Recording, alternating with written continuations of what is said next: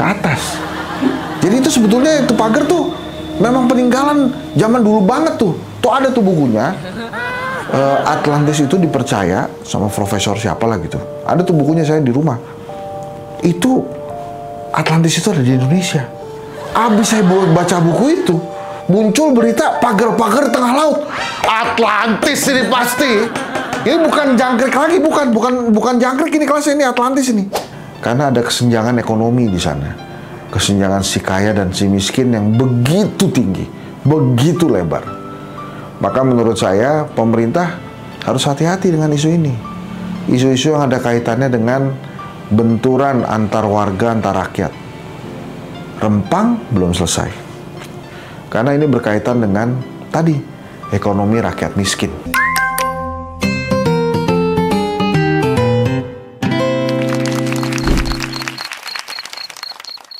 Walk on with hope in your heart and you never walk alone. Yeah. Jadi nggak ada tuh. Pokoknya lo nggak pernah jalan sendirian lah. Kita pasti temenin. Apalagi Cup? Ini Pak. Ya ampun. Cocok nih. Cocok sama lagunya yang tadi saya nyanyikin. You never walk alone. Ya, jadi nggak ada tuh kita kerja sendirian, jalan sendirian. Pokoknya kita kerja bareng-bareng sampai akhirnya ada pagar tengah laut. Ya, pagar tengah laut tuh canggih tuh. 30 km. 36 km ya? 36 km, men. Itu katanya swadaya masyarakat. Nelayan. Nelayan kita emang tajir-tajir. Luar biasa. Kata siapa? Nelayan hidupnya susah. Buktinya bisa pasang-pasang pagar. Keren banget ini.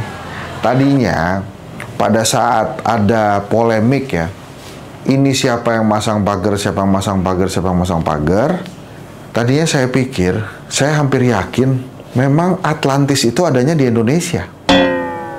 Nah kemarin itu tiba-tiba muncul tuh pagar-pagar yang emang dari kerajaan Atlantis ke atas. Jadi itu sebetulnya itu pagar tuh memang peninggalan zaman dulu banget tuh. Tuh ada tuh bukunya. Atlantis itu dipercaya sama profesor siapa lah gitu. Ada tuh bukunya saya di rumah. Itu Atlantis itu ada di Indonesia. Abis saya baca buku itu, muncul berita pagar-pagar tengah laut.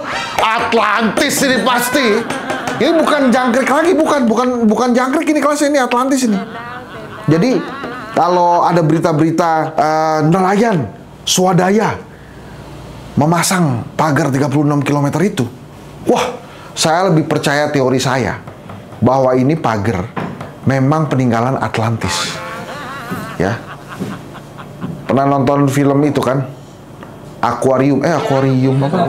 Aquaman. Aquaman. Itu jangan-jangan orang Indonesia itu. Jadi gini nih, balik lagi teman-teman ya. Itu kan ajaib ya. Banyak orang mengatakan ini ada kaitannya dengan proyek PIK 2. Ada kaitannya. Terus kemudian si pengusaha digeret-geret masuk situ. Pertanyaan besarnya kan, ini dipasang-pasang pagar ini buat apa? Kalau kata nelayan-nelayan ya, ini untuk mencegah abrasi. Kalau kata Hensa nih, berdasarkan teori Atlantis, ya itu memang pagar penduduknya warga Atlantis. Jadi itu kayak bukan pagar gini, jadi semacam trotoar pemisah jalan lah. Kan kalau kita di jalan itu kan ada trotoar, ada pagarnya ya.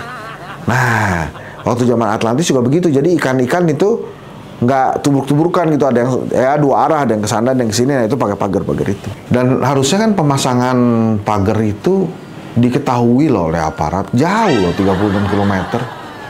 Minimal Pol Airut itu lihat lah. Kan nggak mungkin sebentar. Bandung Bondowoso kan udah nggak ada ya. Sudah selesai itu zaman Loro Jonggrang. Makanya nggak berlebihan juga kalau menurut saya itu jangan-jangan sisa Atlantis. Jadi kita kecolongan tuh terus terang. Tiba-tiba ada pemasangan 36 km dan itu nggak dikit. 36 km itu Jakarta Bogor aja berapa tuh ya? Itu nyampe tuh Bogor tuh, Jakarta Bogor tuh. Ya Kabupaten Bogor minimal. Itu kan masa iya nggak kelihatan. Itu sekali lagi aparat juga tolong perhatikan, jaga laut kita. Karena di laut itu, di laut kita jaya kan, Jala Sweva Jaya Mahe. Maksud saya sih ya udah terbuka aja, pemerintah juga terbuka aja. Kalau memang itu pagar ditanam atau dipasang oleh pengusaha yang berkepentingan, ya disebutkan aja, kemudian dijelaskan alasannya apa. Gitu. Karena emang susah juga kita menerima pemberitaan bahwa pagar-pagar itu ditanam oleh atau dipasang oleh para nelayan. 36 km, Pak. Itu banyak banget bambunya. Dan nggak mudah itu. Tapi emang keren banget ya. Yang masang itu nggak ketahuan loh, men. Ketahuannya udah jadi. Ya. Jadi menurut saya karena tiba-tiba pagarnya udah ada, nggak berlebihan lah kalau saya bilang itu sisa-sisa Atlantis itu. Pemerintahan Pak Prabowo kali ini memang banyak sekali ujiannya, baik ujian yang nyata tentang makan siang gratis, kemudian geopolitik, juga ujian-ujian spiritual seperti ini. Kemunculan pagar tengah laut, atau mungkin ada kaitannya dengan Atlantis. Jadi menurut Henry Satrio gimana nih? Kejangkrikan ini bisa diputus menurut Dr. Hensa. Memang Pak Prabowo pemerintahannya menurut saya perlu mengevaluasi PSN.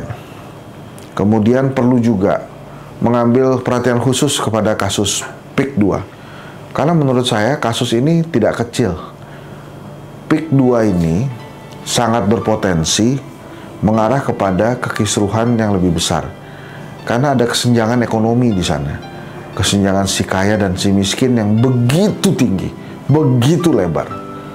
Maka menurut saya pemerintah harus hati-hati dengan isu ini. Isu-isu yang ada kaitannya dengan benturan antar warga, antar rakyat. Rempang belum selesai. Ini ada lagi PIK 2. Jadi kalau menurut saya hati-hati dengan isu ini. Dan saya mohon Pak Prabowo beserta jajarannya bisa menyelesaikan isu atau kasus yang terjadi di PIK 2 maupun Rempang ini dengan cepat, dengan damai. Karena ini berkaitan dengan tadi ekonomi rakyat miskin. Ya. Jadi semoga saja ini bisa segera diselesaikan dan tidak ada lagi bahasa-bahasa hoax yang memang perlu kita dengar. Saya nggak tahu yang mana yang hoax. Apakah ini ada kaitannya dengan pengusaha yang membangun di PIK 2 atau ada kaitannya dengan nelayan? Dan tolong jangan dianggap remeh kasus seperti ini. Di era Soeharto pernah ada sebuah kasus yang dianggap remeh dan akhirnya memakan banyak korban jiwa. Apa itu? Kedung Kombo. Ya. Waduk Kedung Kombo itu waktu itu juga gesekan-gesekan dianggap remeh, tapi akhirnya membesar dan akhirnya kita sama-sama tahu sejarah kelam di Indonesia. Sekali lagi segera diselesaikan dengan baik ya, dan tetap berpihak kepada rakyat. Kasus-kasus yang memang berpotensi gesekan antar rakyat seperti di PIK 2, seperti di Rempang, menurut saya tidak bisa dianggap remeh. Dan ini levelnya bukan level jangkrik PIK ini. Ini levelnya level manusia, kemanusiaan. Ya hati-hati. Ya itu saran aja, saran kan boleh ya. Terima kasih. Assalamualaikum warahmatullahi wabarakatuh. Kita ketemu lagi di Jangkrik Bos ala Hensa. Jangan. Ini sebetulnya jauh sekali dari jalan raya, tetapi pengurugan sudah sampai sini. Ini dulu adalah tambak-tambak ya milik warga yang sudah rata oleh tanah. Dan satu lagi saya ingin sampaikan bahwa ini yang saya berdiri di sini, ini adalah awalnya kali. Ya, kali namanya Kali Malang ya. Kali Malang mungkin lebarnya kira-kira 20 meter ya.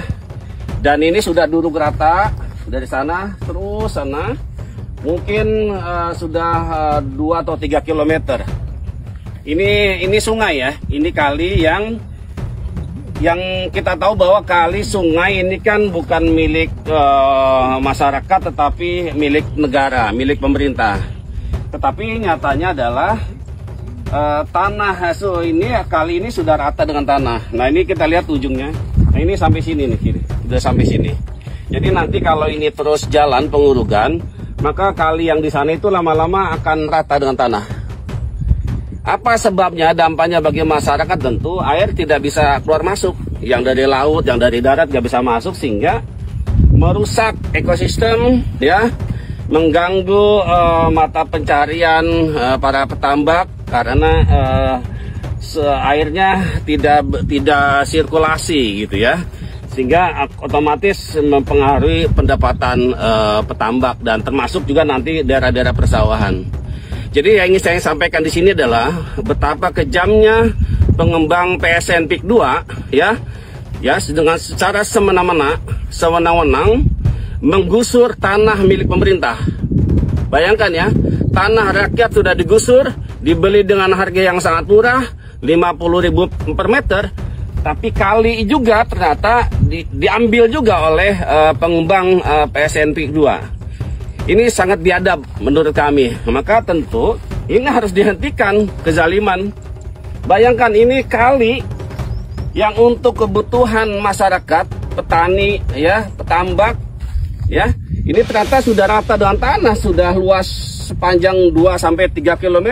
Bayangkan ini, kali sungai milik pemerintah saja sudah dirampas, apalagi tanah, ya, milik masyarakat. Itu yang menjadi fakta kita yang harus kita sampaikan kepada pemerintah. Moga-moga Prabowo memberikan perhatian terhadap masalah ini. Di belakang saya ada yang menarik. Ini ada aliran kali kecil, bukan kali kecil sebetulnya ini. Kemarin ini belum ada ini aliran. Rata dengan tanah hasil pengurugan oleh pengembang PSN PIK 2. Nah, kenapa sekarang ada aliran kali kecil ini yang mengarah ke laut? Karena kemarin beberapa hari yang lalu memang ada banyak tekanan dari masyarakat yang kemudian viral, dari tokoh-tokoh, dari aktivis, soal ada kali yang ditimbun. Ada beberapa titik sungai yang diuruk oleh pengembang PSN PIK 2. Jadi karena ini sudah viral, maka kemarin kalau tidak salah hari Jumat, ya, ini diangkat lagi tanah-tanahnya oleh Beko, ya. Saya tidak tahu berapa lama informasi dari masyarakat seperti itu adanya.